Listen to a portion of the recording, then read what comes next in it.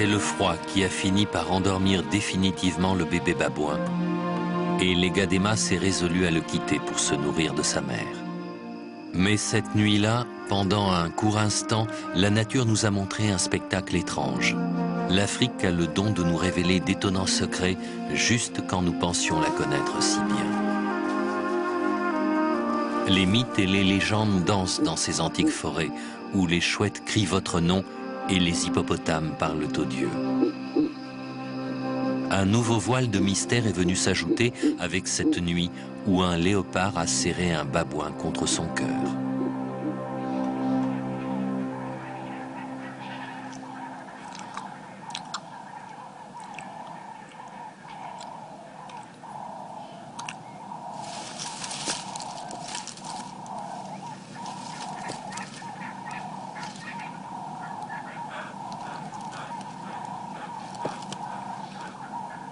Quand la mère de l'Egadema est revenue de sa partie de chasse, sa fille avait une surprise pour elle. En sentant l'odeur du sang, la reine a su que les babouins étaient passés par là.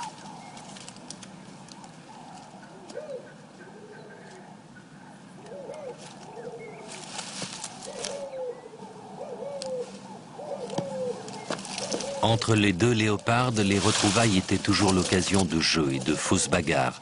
Mais cette fois-ci, quand la mère a voulu grimper dans l'arbre pour voir d'où venait l'odeur, la réaction de l'Egadema lui a fait l'effet d'un choc.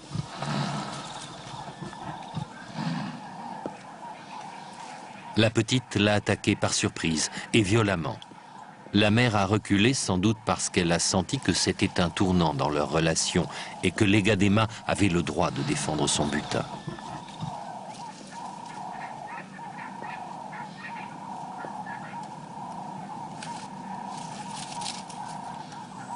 Si elles en étaient restées là, les choses se seraient peut-être arrangées.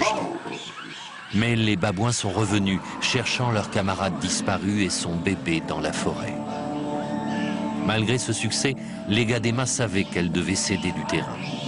Elle avait encore en mémoire les agressions des babouins. Si elle avait assez confiance en elle pour défier sa mère, il n'en allait pas de même avec les singes. Elle a donc abandonné sa proie.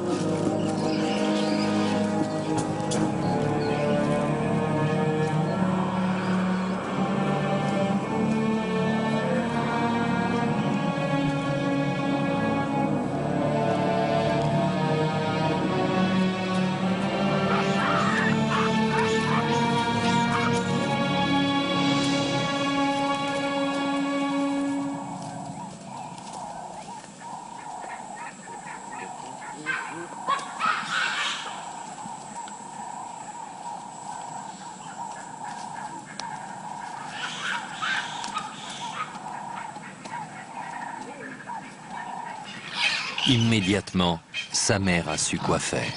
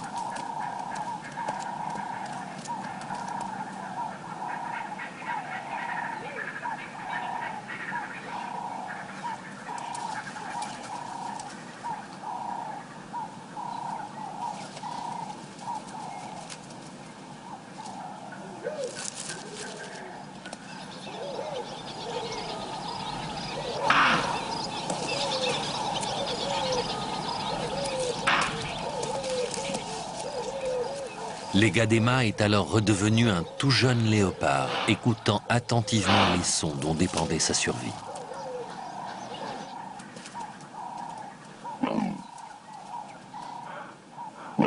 D'adulte agressive et revendicatrice, elle est redevenue un petit soumis à l'autorité maternelle. C'était le seul moyen pour éviter d'être rejetée et abandonnée. Elle sentait l'odeur de l'impala sur l'arène et savait qu'il y avait de la chair fraîche au menu. La relation entre une femelle et son petit est parfois changeante, notamment pendant les périodes de transition.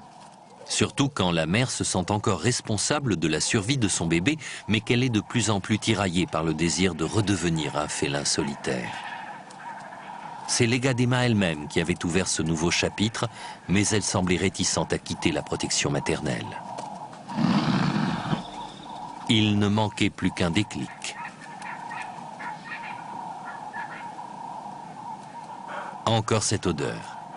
Les léopards ont la capacité de localiser précisément une source olfactive aussi appétissante que celle du sang frais ou de la viande faisandée. Reprenant son rôle de jeune léopard qui attend sa pitance de sa mère, l'Egadema n'a pas attendu d'être conviée à manger. Elle était loin de se douter que les règles du jeu n'étaient plus les mêmes. Et c'est elle qui avait changé la donne. Les piques-assiettes habituelles étaient là, comme toujours, attirés et excités par le sang, prêts à bondir pour voler leur repas.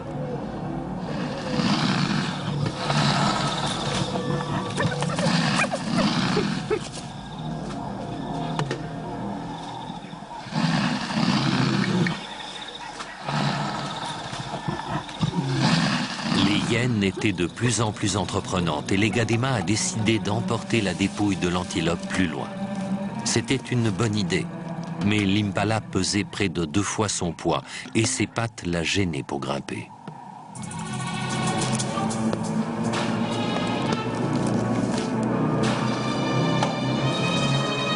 En s'aidant de ses griffes, elle a désespérément tenté de ne pas lâcher prise.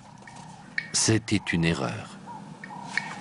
C'était même la pire qu'un léopard puisse commettre quand des hyènes affamées guettaient le bruit familier de la carcasse qui tombe sur le sol.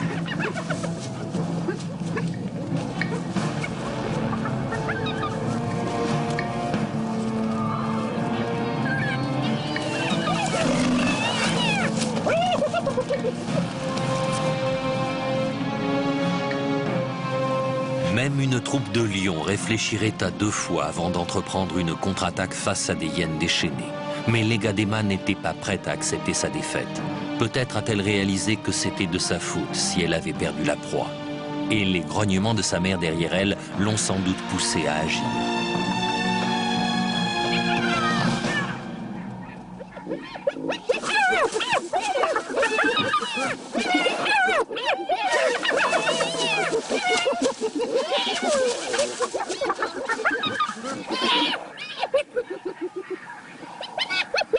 Un chasseur solitaire doit savoir accepter l'échec et économiser ses forces pour la prochaine partie de chasse. Mais l'Egadema n'en avait pas encore conscience.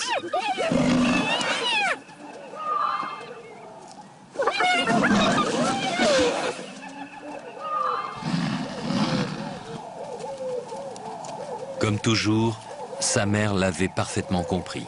C'était fini. Mais la raideur de sa démarche montrait la puissance de sa rage. Ses sifflements se sont transformés en rugissements comme un orage qui gronde. Le message était clair. En montrant l'écrou, elle disait que tout cela était allé trop loin.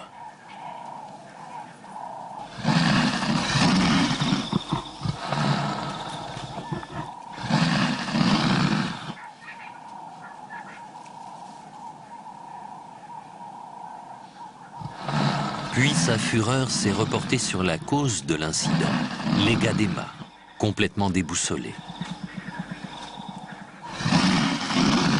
Elle lui a craché sa colère à la face, comme si sa propre fille n'était plus qu'un vieil ennemi et une rivale au nid.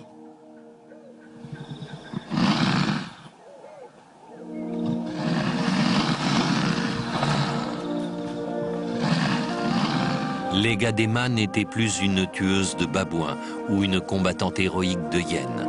Elle était redevenue un bébé qui tentait désespérément d'amadouer sa mère par des postures de soumission.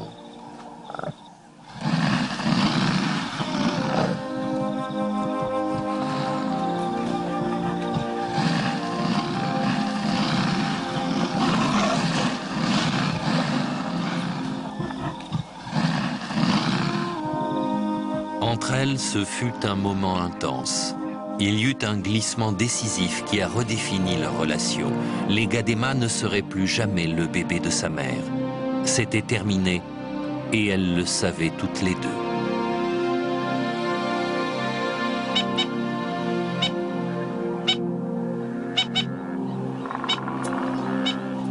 Dès cet instant, les Gadema s'est retrouvé condamné à une vie solitaire, celle que doit mener un léopard adulte, même si elle était encore trop jeune pour cela.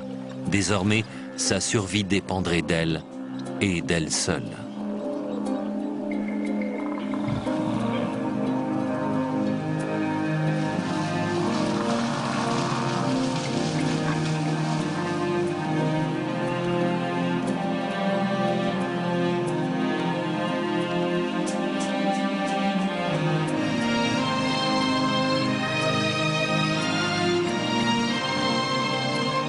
Voilà comment s'est achevée son enfance, et voilà où elle en est aujourd'hui.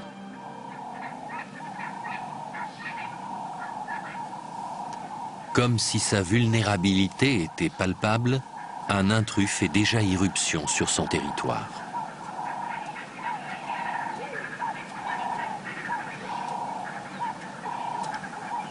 Depuis des mois, elle sait qu'il rôde dans les parages. Il laisse derrière lui d'âcres effluves sur les palmiers, des traces sur le sol déposées par les glandes olfactives de ses pattes, ou encore un sanglier à moitié dévoré au milieu des branches.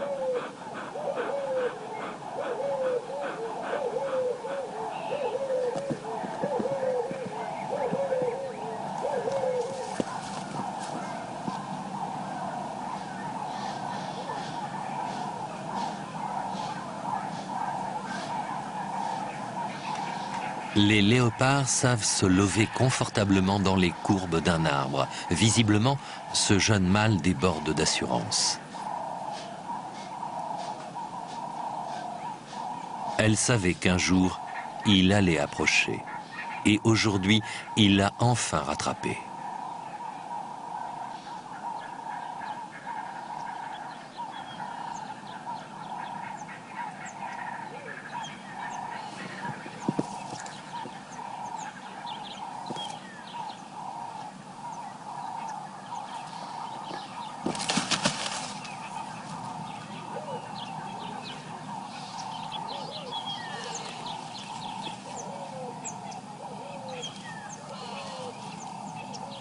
Mais cette visite n'a rien d'une agression. En fait, il prend même le temps de se prélasser dans l'herbe. C'est un spectacle qui lui est destiné pour lui prouver sa confiance en lui.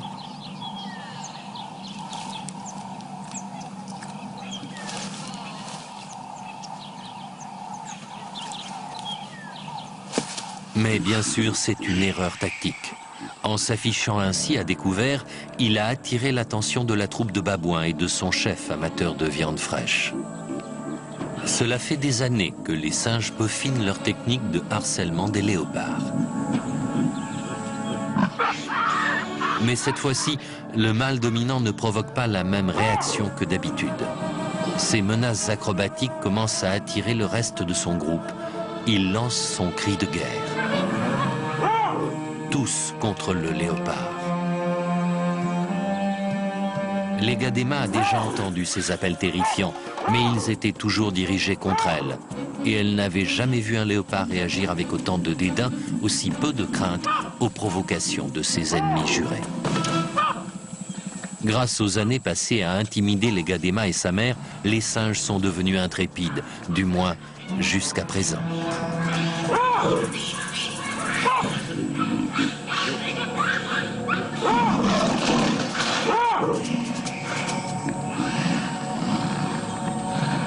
Même les femelles et les jeunes singes tentent leur chance pour faire déguerpir le léopard.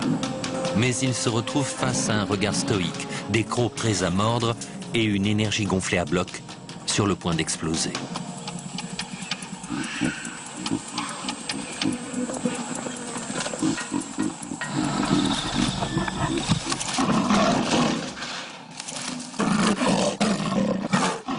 babouins sont désarçonnés par cette assurance. Au lieu d'aller jusqu'au bout de leur attaque, ils jettent l'éponge. Les léopards qu'ils connaissent craignent d'être agressés et déchiquetés. Mais ils sentent que celui-ci est un étranger. Il y a quelque chose d'inconnu et de différent dans les menaces à peine déguisées du nouveau venu.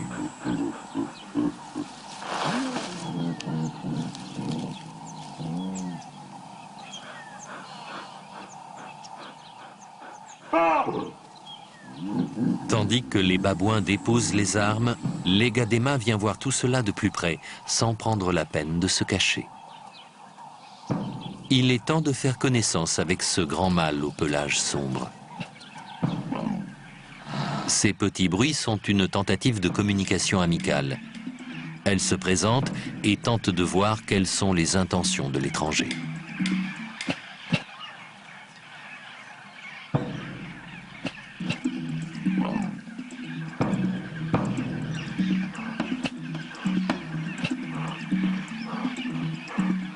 Ce n'est pas un ennemi, mais le patrimoine génétique de ce jeune mâle cache un secret dangereux. Il est le fils d'ébénier calciné, donc son demi-frère, et c'est la première fois qu'ils se voient.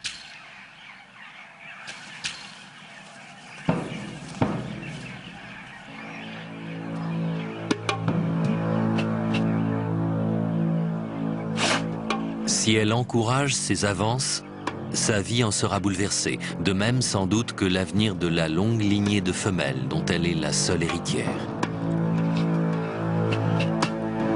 Mais quelque chose la perturbe. Elle préfère s'enfuir.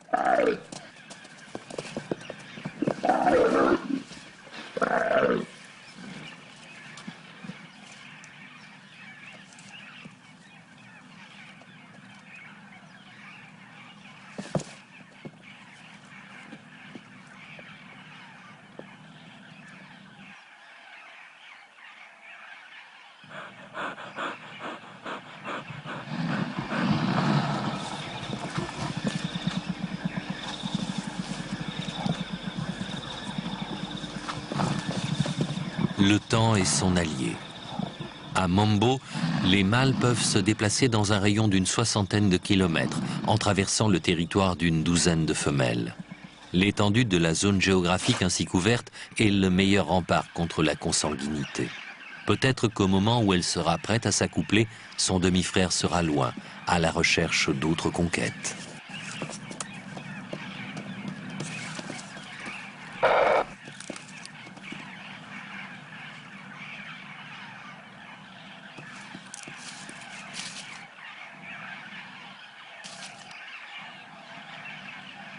Il reste à Legadema un dernier rite de passage à vivre. Aucun léopard ne devient vraiment adulte avant d'avoir tué un impala.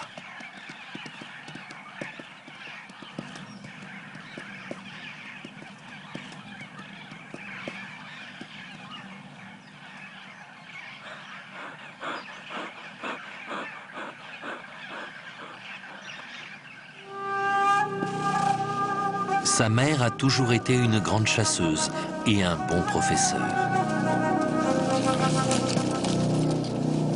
Quand Legadema n'avait que 4 mois, elle lui transmettait déjà cet héritage. Dès cette époque, pour ses cours de chasse illustrés de brillantes démonstrations, les impalas étaient la proie de prédilection.